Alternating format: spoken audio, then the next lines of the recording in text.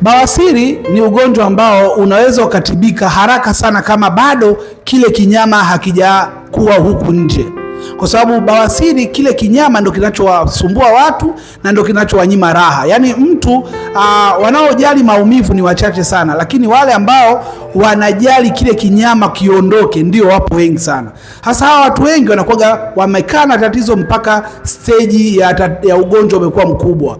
Ukiona kwamba umekaa na tatizo mpaka kinyama kimening'inia tu hapo nje na hakirudi ndani, kipo tu hapo nje, maana yake ni kwamba bawasiri yako imeshafika last stage, imefika hatua ya mwisho. Na ndio maana wengine mimi huwa nawashauri wakae na iko kinyama kama kitakuwa hakiwaumi wala kuwasha, japo najua baada ya muda kinyama kingine kitatoka na kingine na kingine na kingine. Sasa kama wewe ni mwanaume au mwanamke ambaye una tatizo la bawasiri, ni vyema ukatibu mapema.